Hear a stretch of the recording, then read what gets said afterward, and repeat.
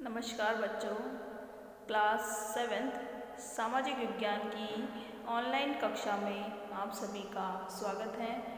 आज हम पढ़ने जा रहे हैं हिस्ट्री की बुक हमारे अतीत सेकंड, ठीक है, का भाग 1। इसका बेटा चैप्टर नंबर 9 हम आज देखेंगे, जिसका पार्ट 1 हम पहले ही पढ़ चुके हैं। आज हम पार्ट 2 के बारे में देखेंगे। तो चलते हैं पार्ट की तरफ।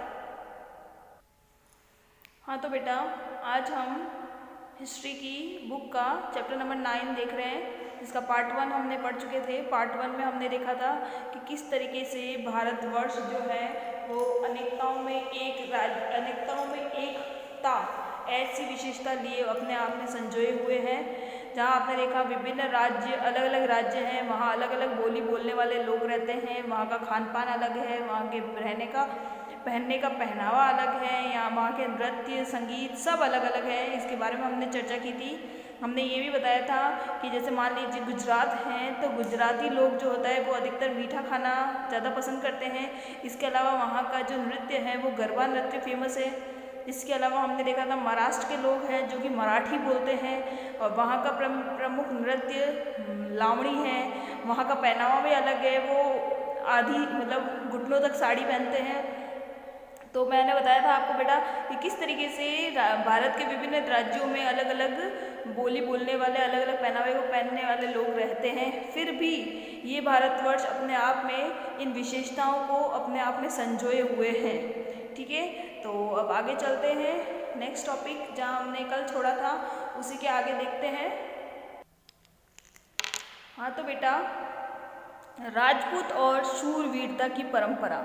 ठीक है, 19वीं शताब्दी में ब्रिटिश लोग उस क्षेत्र का जहां आज का अधिकांश राजस्थान स्थित है, समझ में आया? ब्रिटिश लोग वह भाग जहां पे अधिकतर राजस्थान स्थित है उसे राजपूताना कहते थे। अंडरलाइन करना है कि पुराने ज़माने में राजस्थान को किस नाम से जाना जाता था? तो पुराने ज़माने में राजस्थान को राजपूताना नाम से जाना जाता था। ठीक है, इससे यह समझा जा सकता है कि वह एक ऐसा प्रदेश था जहां केवल अथवा प्रमुख रूप से राजपूत ही रहा करते थे। राजपूत ही रहा करते थे। तो यहाँ बेटा राजपूत ही रहा करते थे, इसकी बात ये नहीं है कि यहाँ केवल राजपूत लोग रहते थे। इसका मतलब ये है कि यहाँ के जो शासक हुआ करते थे वे राजपूत हुआ करते थे, इसलिए इस पूरे राजस्थान का नाम ही राजपूताना रह गया था। ठीक है, लेकिन यह बात आंशिक रूप से ही सत्य है। ऐसे अनेक समूह थे जो आज भी है, जो उत्तरी तथा मध्यवर्ती भारत के अनेक क्षेत्रों में अपने आप को राजपूत कहते हैं। ठीक है, यानी कहने का मतलब जरूरी नहीं है कि सिर्फ राजस्थान में ही राजपूत लोग रहते हैं। उत्तरी और पूर्वी भारत में भी, मध्यवर्ती भारत में भी बहुत सारे लोग हैं जो स्वयं को राजपूत कहते हैं, और वो दूसरे राजस्थान के अलावा दूसरे राज्यों में भी रहते हैं। ठीक है, सच है कि राजस्थान में राजपूतों के अलावा अन्य लोग भी रहते हैं। यद्यपि अक्सर यह माना जाता है कि राजपूतों ने राजस्थान को एक विशिष्ट संस्कृति प्रदान की है। समझ में आ गया? अब चलते हैं आगे की तरफ। ये संस्कृतियाँ, परंपराएं वहाँ के शासकों के आदर्श तथा अभिलाषाओं के साथ घनिष्ठता से जुड़ी हुई है। समझ में आया? वहाँ के जो शासक हुआ करते थे उनके आदर्श और उनकी अभिलाषाएं जो होती थी, उनके आदर्श और उनकी जो इच्छाएं होती थी, उसके ऊपर ये सारी संस्कृतियाँ, ये परंपराएं डिपेंड करती हैं। समझ में आ गया? लगभग 8वीं शताब्दी से आज के राजस्थान के अधिकांश भाग पर विभिन्न परिवारों के राजपूत राजाओं का शासन रहा। जैसे पृथ्वीराज चौहान है, यह एक ऐसा शासक था। ये शासक ऐसे शूरवीरों के आदर्शों को अपने हृदय में सजाए रखते थे, जिन्होंने रण क्षेत्र में बहादुरी से लड़ते हुए अक्सर मृत्यु का वरण किया मगर पीठ नहीं दिखाई। समझ में आ गया? वह अंत तक लड़ते गए, वहाँ पे उन्होंने मृत्यु का सामना भी किया, लेकिन कभी भी पीठ दिखाकर वहाँ से नहीं भागे। राजपूत शूरवीर की कहानियाँ काव्यों एवं गीतों में सुरक्षित हैं। ये विशेष रूप से प्रशिक्षित चारणों, भाटों द्वारा गाई जाती हैं। ये काव्य एवं गीत ऐसे शूरवीर, शूर यानी कि शूर कह सकते हैं कि जिनके पास खूब ताकत हो, ठीक है ना, ताकत वाले वीर, ठीक है, शूरवीर जिन्हें कहा जाता है, जिन्होंने युद्ध में बहुत अच्छे से अपने दुश्मनों का सामना किया, तो उन शूरवीरों की स्मृतियों को सुरक्षित रखते थे और उनसे यह आशा की जाती थी कि वे अन्य जनों को भी इन शूरवीरों का अनुकरण करने के लिए प्रेरित एवं प्रोत्साहित करेंगे। समझ में आया? ये जो गीत जो कि गाए जाते थे, चारण और भाटों द्वारा जो गीत गाए जाते थे, इन गीत का मेन उद्देश्य ये हुआ करता था कि उसके अंदर उन शूरवीरों की बखान किया जाता था कि वो शूरवीर किस प्रकार रहते थे, किस प्रकार युद्ध कौशल में जीतते थे, और उन्हें यूँ मतलब लोगों को इस तरीके से उन गानों को गा के प्रोत्साहित किया जाता था कि तुम भी उनका अनुकरण करो, जैसे वो रहते थे तुम भी वैसे रहो, तुम भी उतने ही शूरवीर बनो। उन्हें प्रोत्साहित किया जाता है किसके माध्यम से? इन गीतों के माध्यम से, ठीक है। साधारण जन भी इन कहानियों से आकर्षित होते थे। इन कहानियों में अक्सर नाटकीय स्थितियों और स्वामी भक्ति, मित्रता, प्रेम, शौर्य, क्रोध आदि प्रबल संवेगों का चित्रण होता था। समझ में आ गया कि किस प्रकार से आपने देखा कि पुराने जो आपको कह सकते हैं राजाओं के जो मेन सलाहकार हुआ करते थे, वो अपनी पूर्णतः स्वामी भक्ति दिखाते थे। अभी के ज़माने में तो आप देख लीजिए कितने दगाबाज भरे हुए हैं कि राजा का ही खाते, जिस राज्य का खाते उसी राज्य में की थाली में छेद करते हैं, वो वाली कथन यहाँ सत्य होता था। लेकिन पुराने ज़माने में जो सलाहकार, जो सेवक हुआ करते थे, वो अपने स्वामी की पूरी भक्ति दिखाते थे। अगर मित्रता है तो उस मित्रता का बहुत अच्छे से पालन करते थे, ठीक है। जैसे मान लीजिए कि जो रानी कर्मावती थी, राजस्थान की रानी कर्मावती, जब उसके राज्य पर आक्रमण हुआ और उन्हें लगा कि उनके राज्य के सभी राजा, सभी लोगों मारे गए हैं और अब वो जो दुश्मन है वो उन रानियों पे कब्जा करने आ रहा है, तो रानी कर्मावती ने सहायता के लिए हुमायूं को एक रक्षा सूत्र भेजा, एक धागे के रूप में रक्षा सूत्र भेजा और कहा कि हे हुमायूं, आप मेरे भाई के तौर पर हमारी रक्षा करने आइए। उसने मुगल साम्राज्य के जो शासक थे हुमायूं, जो कि अकबर के पिता थे, बाबर के पुत्र थे, उनसे सहयोग मांगा था और वो वहाँ पहुँचे तब तक वहाँ युद्ध समाप्त हो चुका था। लेकिन फिर भी उन्होंने अपनी मित्रता निभाई। तो मतलब पुराने ज़माने के जो लोग हुआ करते थे वो अपनी स्वामी भक्ति, मित्रता, प्रेम, शौर्य और क्रोध के लिए बहुत ही ज़्यादा प्रसिद्ध थे, ठीक है। उनके संवेगों का चित्रण उन नाटकों में हुआ करता था। क्या स्त्रियों को भी इन कहानियों में स्थान प्राप्त था? जी हाँ, कभी कभी वे झगड़े के कारण के रूप में विद्यमान हैं। जब पुरुष स्त्रियों को जीतने के लिए अथवा उनकी रक्षा के लिए आपस में लड़ते थे, कहीं कहीं यह भी चित्रित किया गया है कि स्त्रियों अपने शूरवीर पतियों के जीवन मरण दोनों में अनुसरण करती थी। सती प्रथा यानी कि विधवाओं द्वारा अपने मृतक पतियों की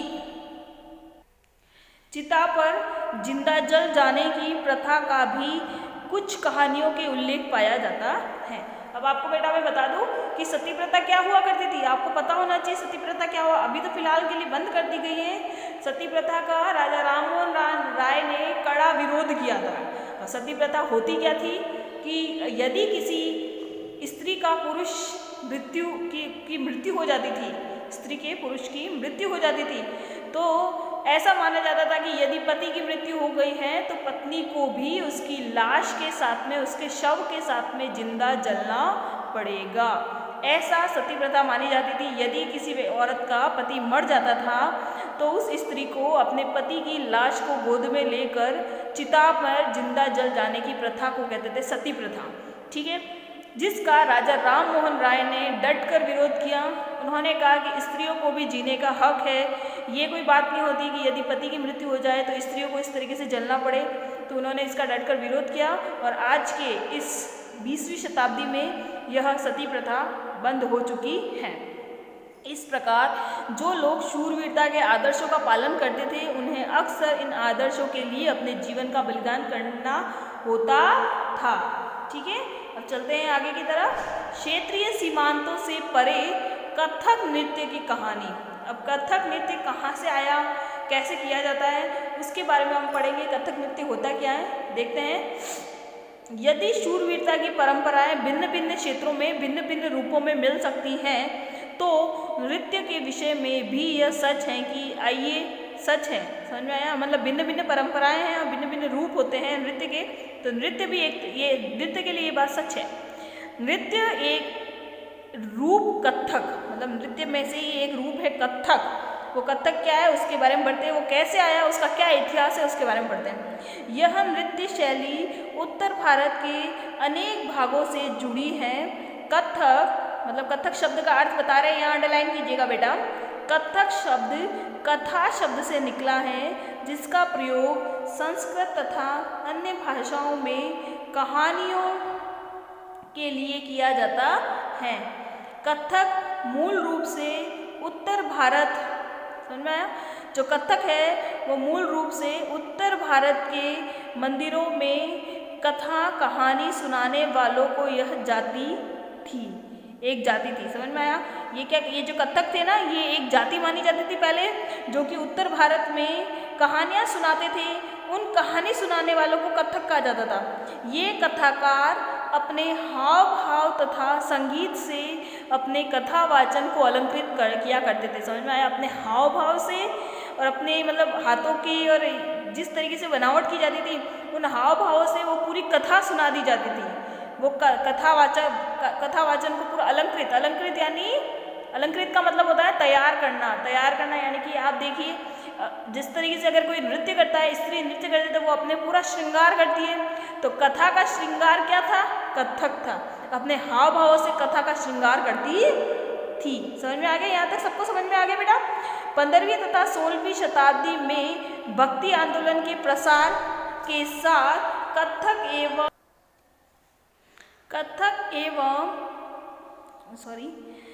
15वीं तथा 16वीं शताब्दियों में भक्ति आंदोलन के प्रसार के साथ कथक एक विशिष्ट नृत्य शैली के रूप में धारण करने लगा। राधा कृष्ण की पौराणिक आख्यान, यानी राधा कृष्ण की जो पौराणिक कथाएं हुआ करती थी, आख्यान किसको कहते हैं, कहानियों को कहा जाता है, लोक नाट्य के रूप में प्रस्तुत किए जाते थे, जिन्हें रासलीला कहा जाता था। अंडरलाइन करना है, क्वेश्चन बनता है कि रासलीला क्या होता है। तो राधा कृष्ण की पौराणिक कहानियां लोक नाट्य के रूप में प्रस्तुत की जाती थी, जिसे रासलीला कहा जाता था। ठीक है, रासलीला में लोक नृत्य के साथ कथाकार के मूल हाव भाव भी जुड़े होते थे। ठीक है बेटा, आगे चलते हैं। मुगल बादशाहों और उनके अभिजातों के शासनकाल में कथक नृत्य राज दरबार में प्रस्तुत किया जाता था। समझ में आया। मुगल बादशाह जो थे और जो उनके अभिजात यानी कि उनके प्रिय सलाहकार जो हुआ करते थे, उनके शासनकाल में कथक नृत्य उनके राज दरबार में प्रस्तुत किया जाता था, जहां इन नृत्य ने अपने वर्तमान अभिलक्षण अर्जित किए और वह एक विशिष्ट नृत्य शैली के रूप में विकसित हो गया। आगे चलकर ये दो परंपराएं, यानी कि अंडरलाइन कीजिएगा, दो परंपराएं अर्थात घराने, कथक के दो परंपराएं यानी घराने हुआ करते थे, उसमें फला फूला। एक तो था राजस्थान जयपुर के दरबारों, राज दरबारों में, और दूसरा है लखनऊ में अवध के अंतिम नवाब वाजिद अली शाह के संरक्षण में यह प्रमुख कला रूप से उभरा। समझ में आया कि कहने का मतलब दो घराने नाम क्यों दिए गए, क्योंकि यहाँ ये कथक नृत्य सबसे ज़्यादा चला करता था। पहला था राजस्थान का जयपुर घराना और दूसरा था लखनऊ का घराना। और इस लखनऊ के जो अवध के जो अंतिम नवाब थे वाजिद अली, उन्होंने इस नृत्य को बहुत संरक्षण दिया और इस कला रूप को बहुत ही उभारा। ठीक है, आगे चलते हैं। 1850 से 1875 के दौरान यह शैली, तो 1850 से 1875 के दौरान यह शैली नृत्य शैली के रूप में इन दोनों क्षेत्रों में ही नहीं बल्कि आज के पंजाब, हरियाणा, जम्मू कश्मीर, बिहार और मध्य प्रदेश के निकटवर्ती इलाकों में भी पक्के तौर पर संस्थापित हो गया।